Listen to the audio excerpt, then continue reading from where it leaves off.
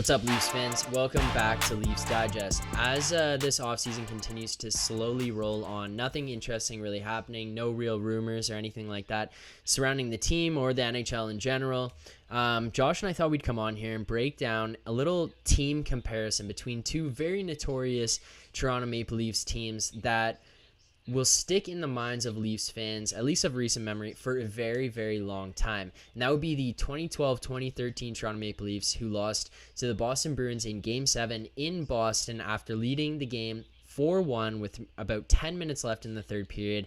And then, of course, this year's 2020-2021 Toronto Maple Leafs, who blew a 3-1 series lead against the Montreal Canadiens. So I think the premise of this video and what we're going to get into is who would beat the other team in a best-of-7 series. But real quick, right off the hop here, Goody, which collapse of the two do you think is worse? I tend to look at the collapse that happened against Boston as a lot worse, just from the standpoint of you had that lead in the third period. That much time to close it out, that much time to hold on to it. Like, I don't know, 10 minutes for your whole season. It's ridiculous that they couldn't get that done. That stuck out to me as a bigger choke. So I would like to go that way because I want to give this team, or that breakdown of like the 4-1, 10 minutes left. I feel like that is like very big. But like, that being said, look at the series that they played in. They lost game 1, they win game 2, so they tied up 1-1, and then they lose games 3 and 4. They go down 3-1 in the series. They battle back to take it to a game 7. They fight and claw, scratch their way all the way back to game 7 to get back to Boston. They won in Boston in an elimination game in game 5 to extend the series, go back home, win on home ice. And then on top of that, like, yes, we were up 4-1 with 10 minutes left in the third period, but this was a team that was kind of hitting above its, or playing like out of its weight class. Like, they were hitting above their average at that point. Like, they were not expected to do much. It was very, very, we were all really excited that they were beating Boston the way they were. But like, that being said, the team itself, we weren't like, oh, this is a team that should go far. It was more of just happy that they were doing there. Like, you know what their record was that year, Goody? It was a shortened season. They played 48 games. They were 28-14-6. They're just above 500. So for them to go in there and then play a team that ended up actually going to the Stanley Cup Finals, like, I think that it's one of those ones that hurts, but it's not as bad as a team who led an entire series 3-1. That's true, but when I think about choke and the word collapse, like, to me, it sort of felt like after we lost game 5 and things started going back to Montreal's way, we started to feel the loss of John Tavares a lot more. Even you and I at times on the pod, we were admittedly really nervous with a series lead still. We felt it creeping back in. Not to excuse that team. Again, these are two historic collapses.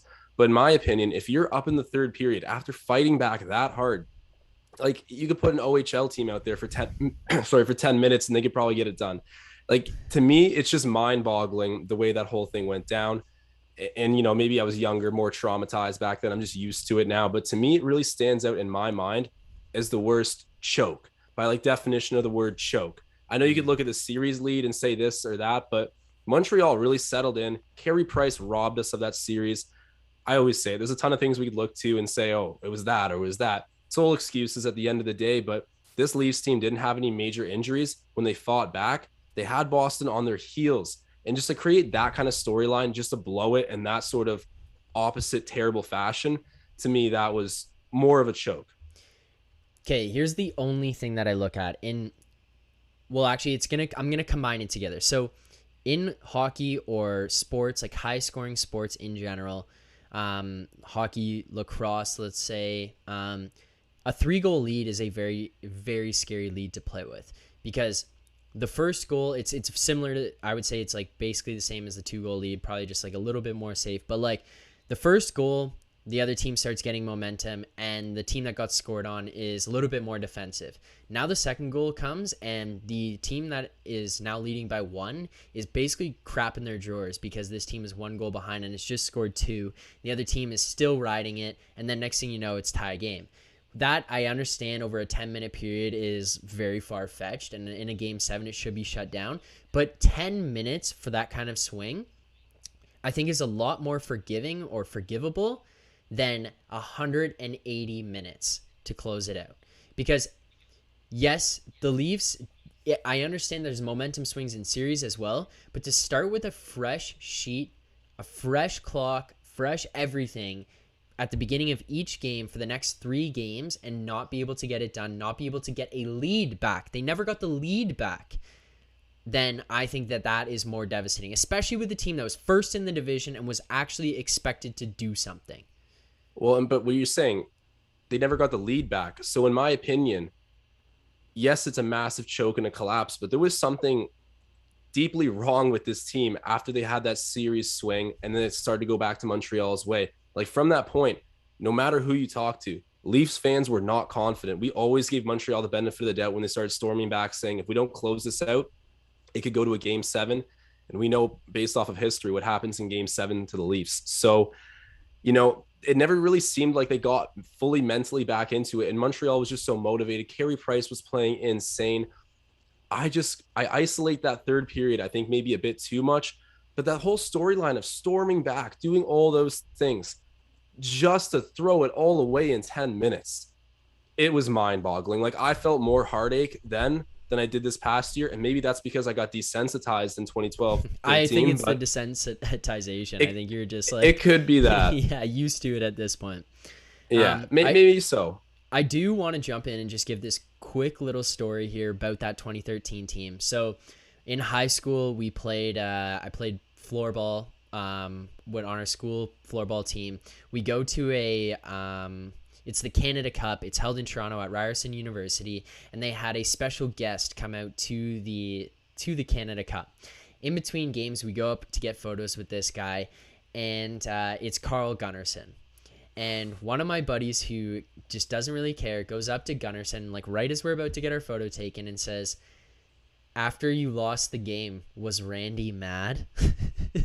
And just like looks at him, and he just looked right back at us, and there was like 4 of us standing there to get our photos taken, and he said, "Yeah, Randy was pretty mad." And then that was it. We got our photo taken and we just left.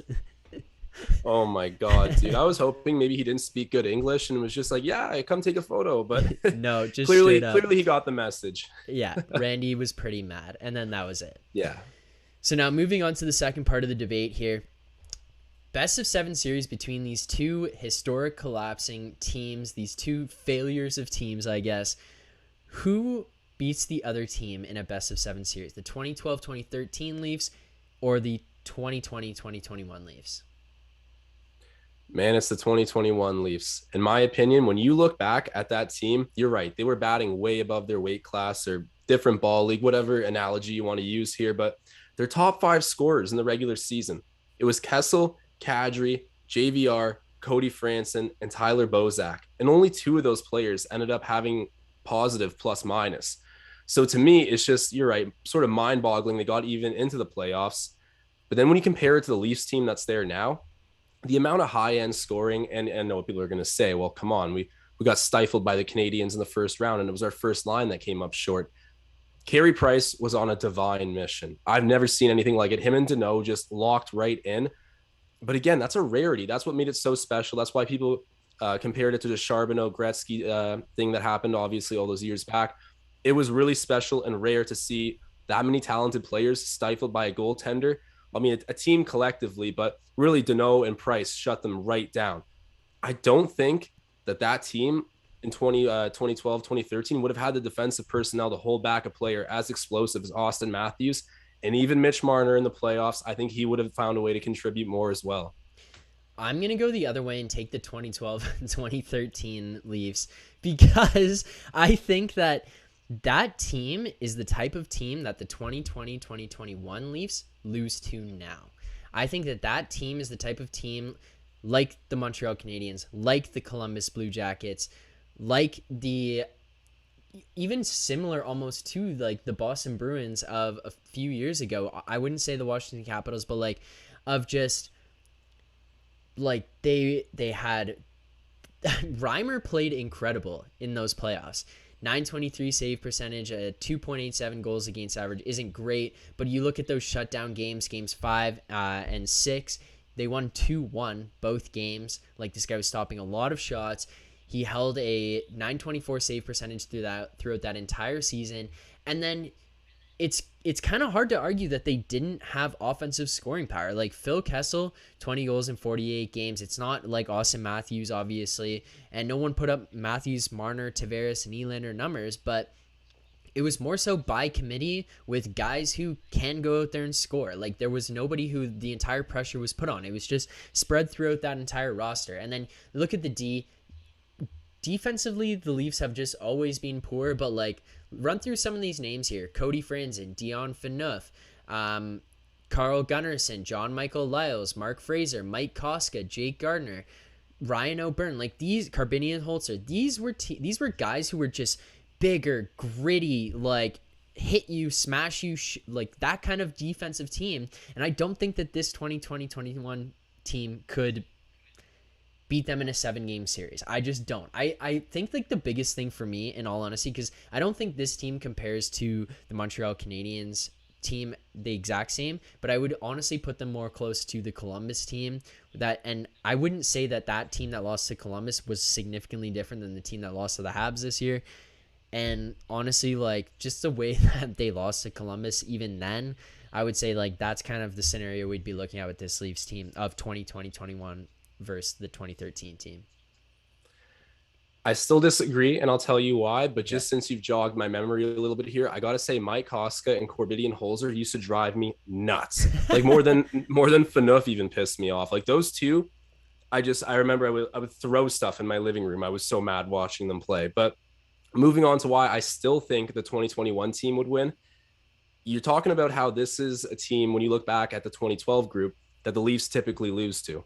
I agree that they have the toughness that's historically intimidated the Leafs, but still, the guys that have really burned us, like the Josh Andersons, the Tom Wilsons, the Folignos, these are tough guys who could still play. The tough guys on that Leafs team were Fraser McLaren, Colton Orr, Leo Komarov, though. Yeah, okay, Leo Komarov, but I guess the guys that really just scare the living daylights out of you. Like, Leo Komarov's a great grinder. I don't really know if he's, I don't know, ultra intimidating. But it's just more that but hold on, just to jump in. Sorry, who is the guy? Who's the guy on Montreal who is their, like, goal scorer? Cole Caulfield got a bunch of goals, but he didn't blow it out of the water by any sort of, like, by any stretch of the imagination. And then I understand what you're saying about, like, they don't have the guy of Josh Anderson who will hit and be physical and score goals. But Josh Anderson was, like, the outlier. He's the only guy on Montreal who did hit and score goals. The other guys were just physical, like, gritty guys that just played the game of hockey the right way.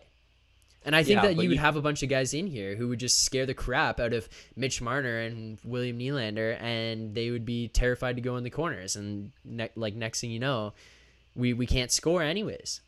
Well, my thing is, there's just no place for Colton or Fraser McLaren and maybe even like Jay McClement to be on the ice at the same time as Matthews, Marner, and Hyman at that point in the season. Like, there's no way you'd have those players out there at the same time. And if you did, they're going to get burned more often than not.